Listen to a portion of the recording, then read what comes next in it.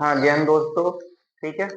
आज जो हम 4 तारीख का जो आरपीएफ कांस्टेबल का पेपर हुआ था, मतलब कि 3rd शिफ्ट का, तीसरी शिफ्ट का, जो उसकी जो जीके आई हुई है उसके बारे में हम जानकारी दे रहे हैं, ठीक है ना। अब पहले जैसे देखेंगे तो क्वेश्चन समझना कि पहला क्वेश्चन देखना। क्वेश्चन का कह रहा है कि आरावली पर्वत की सबसे ऊंची चोटी, मतलब कि आरावली जो पर्वत की सबसे ऊंची चोटी है तो कौन सी है, ये क्वेश्चन पूछा है कल, मतलब कि 3rd शिफ्ट में, तो गुरु शेखर।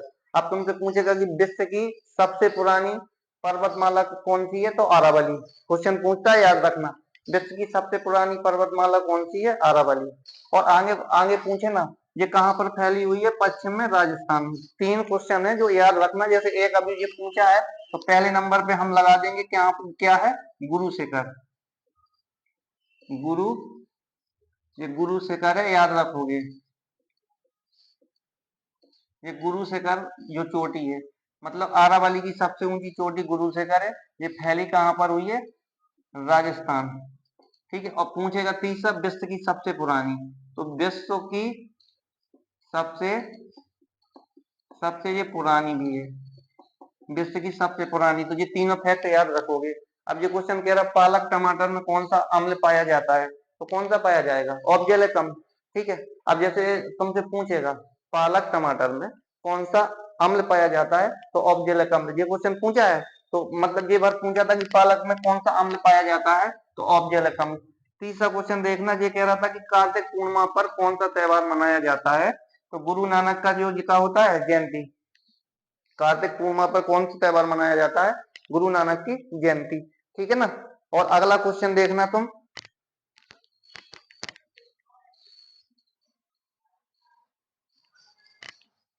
हाँ, अब ये क्वेश्चन कह रहा था कि कानपुर से 1857 का विद्रोह को किसने दबाया था, तो कैंपबेल ने।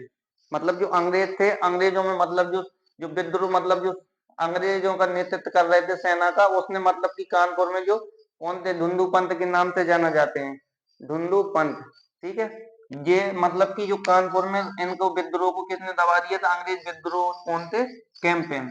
अब अगला क्वेश्चन पूछा है कि कृष्ण, ये क्वेश्चन पूछा गया था कि SC ST की चर्चा किस अनुसूची में, तो अनुसूची कौन सी है, 5। तो कुल अनुसूची जब संविधान लागू हुआ था 8, वर्तमान में अनुसूचियों की संख्या 12, ठीक है। कौन सी है, 12वां। अब 12वां में किस बात की चर्चा, नगरपालिका की, याद रखोगे। और 11वें में किस बात की चर्चा है, 11वीं अनुसूची में तो पंचायत की। और 10 में दल बदल, ठीक है। ये क्वेश्चन पूछा गया तो याद रखना। पहले में राज्य और केंद्र शासित प्रदेश, दूसरे में किस बात की चर्चा, वेतन, तीसरे में शपथ, 4 में राज्यसभा के जो निर्वाचित सदस्य होते हैं, और 5 में SC ST, 6 में पूर्वोत्तर के राज्य, और 7 में क्या, शक्तियों का विभाजन, 8 में किस बात की चर्चा, भाषा, और 9 में किस बात की चर्चा, भूमि सुधार, 10 में दल बदल, और 11 में तुमसे पूछेगा तो ग्राम पंचायत, और 12 में पूछेगा तो नगर पालिका। ये फैक्ट याद रखोगे, ठीक है। अब ये पूछा प्रश्न, 24 जनवरी 1951 को भारत के राष्ट्रपति कौन थे, तो ये कौन थे, राजेंद्र प्रसाद, राजेंद्र प्रसाद, ठीक है। कहाँ से, बिहार, जीरादेई बिहार से। कहाँ से थे, बिहार से। अब मतलब कि प्रथम राष्ट्रपति, अगर ये पूछ दे कि उपराष्ट्रपति प्रथम कौन थे, उपराष्ट्रपति, तो ये भी क्वेश्चन याद रखोगे तुम। प्रथम उपराष्ट्रपति सर्वपल्ली राधाकृष्णन। प्रथम प्रधानमंत्री पूछेगा तो पंडित जवाहरलाल नेहरू, जवाहरलाल नेहरू, ये भी याद रखोगे। और प्रथम उप प्रधानमंत्री पूछे तो सरदार वल्लभ भाई पटेल, उन्हीं को क्या बनाया गया था, गृह मंत्री। आगे देखेंगे और क्वेश्चन।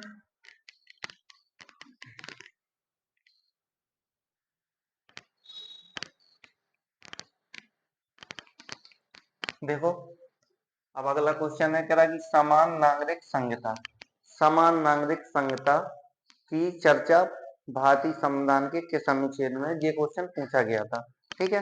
तो देखेंगे कि अनुच्छेद, तो अनुच्छेद कौन सा है, 44, ठीक है। समान नागरिक संहिता, पहला राज्य, मतलब कि जो पहला राज्य जो लागू करने वाला था वो गोवा, ये याद रखोगे। अभी जो वर्तमान में हुआ है, वर्तमान में हमारा उत्तराखंड, उत्तराखंड, ठीक है। अब ये मतलब इसकी चर्चा भी तुमसे पूछेगा, तो भाग संविधान का जो भाग कौन सा है, चौथा, किस बात में चर्चा? चौथा। 5 में मतलब ये नीति निर्देशक तथ्य हैं, नीति निर्देशक तथ्य, ठीक है ना, नीति निर्देशक तथ्य।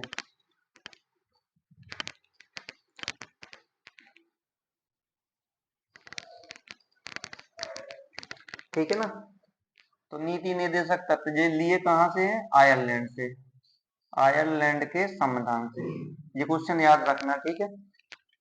समान नागरिक संहिता किस अनुच्छेद में? 44 में, ठीक है। पहले लागू करने वाला राज्य गोवा और दूसरा अभी वर्तमान में उत्तराखंड। भाग कौन से? 4।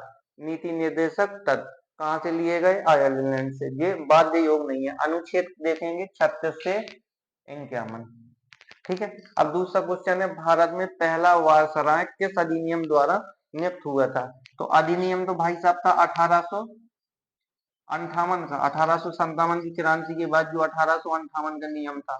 तो पहले कौन थे? लॉर्ड कैनिंग, लॉर्ड कैनिंग साहब थे। कौन थे? कैनिंग, ठीक है, याद रखोगे। मतलब कि भारत में पहला वायसराय किस अधिनियम द्वारा नियुक्त हुआ था? तो 1858 के अधिनियम, और पहले कौन थे? Lord Canning. अब ये क्वेश्चन है, विंध्य पर्वतमाला किसको 2 भागों में बांटती है?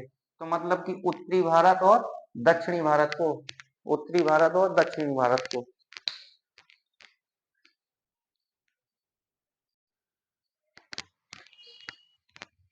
विंध्य पर्वतमाला मतलब विंध्य पर्वतमाला किसको 2 भागों में बांटती है? तो उत्तरी भारत और दक्षिणी भारत। उत्तरी भारत और एक दक्षिणी भारत, ठीक है। क्वेश्चन ये कल पूछा गया था शाम को, मतलब दक्षिणी भारत। अब आगे देखेंगे, ये क्वेश्चन है, भारत की सबसे बड़ी नदी कौन सी है? तो ये वाला क्वेश्चन पूछा गया था। तो कौन सी है? गंगा। भारत की कौन सी सबसे बड़ी नदी है? गंगा। अब तुमसे पूछेगा और फैक्ट देख लो विश्व की, तो विश्व की कौन सी नदी है? नील, विश्व की सबसे बड़ी नील। और दूसरे नंबर पे चौड़ी पूछेगा, विश्व की सबसे चौड़ी है तो अमेजन, अमेजन नदी है, ठीक है ना। और एशिया की तुमसे पूछेगा, एशिया की सबसे बड़ी नदी, तो एशिया की भी तुम याद रखोगे, यांग टी सी क्यांग, ठीक है। यांग यांग टी सी क्यांग, ये एशिया की सबसे बड़ी नदी है, ठीक है ना, याद रखना। अब ये क्वेश्चन पूछा था, तो भारत की सबसे बड़ी नदी कौन सी है? गंगा। अब ये नाबार्ड, नाबार्ड का कार्य क्या होता है? ये वित्तीय संस्था है, ना कि बैंक। ये कब मतलब कि किस समिति के द्वारा गठन किया गया था? तो शिवरामन समिति के द्वारा। कब गठन किया गया था? तो 1982 में। इसका कार्य क्या होता है? मतलब कि ऋण देना, ठीक है। ग्रामीण शहरी, ग्रामीण शहरी लघु, ठीक है, सबको क्या देती है? ये ऋण। ये तो नाबार्ड से क्वेश्चन पूछा गया था। तो अब अगला क्वेश्चन देखेंगे। अगला क्वेश्चन कह रहा है कि भारत में लू कौन से हिस्से में प्रभावित करती है? तो मतलब कि देखेंगे कौन से हिस्से में प्रभावित करती है। तो मतलब कि जो मरुस्थल क्षेत्र है, कहाँ पर प्रभावित करेगी ज्यादातर? जो मरुस्थल क्षेत्र है, ये जैसे राजस्थान, राजस्थान का क्षेत्र है, वहां पर क्या करती है? ये सबसे ज्यादा प्रभावित करती है। जैसे हम देखेंगे भारत का कौन सा मरुस्थल है? थार मरुस्थल, मरुस्थल, ठीक है। तो सबसे ज्यादा ये क्वेश्चन पूछा गया था, भारत में लू कौन से हिस्से में प्रभावित करती है? तो थार मरुस्थल। जीएसटी में संशोधन, तो जीएसटी में संशोधन 101 में लागू हुई थी 1 जुलाई 1900 2017 को, 2017 याद रखना। जीएसटी दिवस कब मनाते हैं? 1 जुलाई 19 मतलब 2017। कौन सा संविधान संशोधन? 101 में संविधान संशोधन। मॉडल किस देश से लिया गया था? कनाडा से। कहां से लिया गया था? कनाडा, ठीक है, कहां से लिया गया था? कनाडा। जीएसटी के प्रकार एक है सीजीएसटी, आईजीएसटी और एसजीएसटी, मतलब कि राज्य, केंद्र और केंद्र शासित प्रदेश। तो ये क्वेश्चन पूछा था, अगला याद रखना।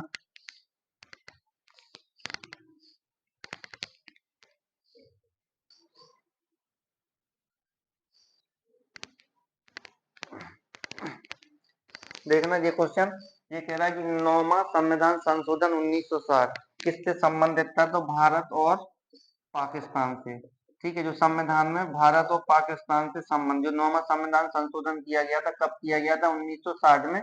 किससे संबंधित था? भारत और पाकिस्तान से, ठीक है ना।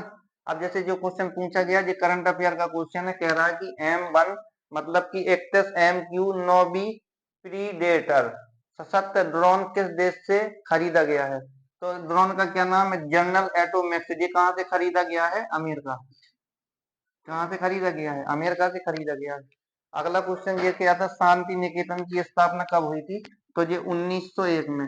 किसने की थी? रविन्द्रनाथ टैगोर ने। किसने की थी? रविन्द्रनाथ टैगोर ने। शांति निकेतन की स्थापना कब हुई थी? 1901। किसने की थी? रविन्द्रनाथ टैगोर ने। अब ये क्वेश्चन पूछा गया है, भारत का कौन सा क्षेत्र भारतीय अर्थव्यवस्था की रीढ़ है? तो हमने कहा था क्षेत्र क्षेत्र संबंधी जानकारी देखेंगे। पहले नंबर पे हमारा कृषि, और दूसरे नंबर पे उद्योग, और तीसरे नंबर पे सेवा। मतलब कि क्वेश्चन ये पूछा गया, तो भारत का कौन सा क्षेत्र भारतीय अर्थव्यवस्था की रीढ़ है? तो कौन सा? कृषि क्षेत्र है, जो अर्थव्यवस्था की रीढ़ था। और कौन सा है? कृषि क्षेत्र है। लेकिन वर्तमान में सबसे ज्यादा अर्थव्यवस्था का महत्व कौन सी क्षेत्र का बढ़ा है? तो सेवा क्षेत्र का।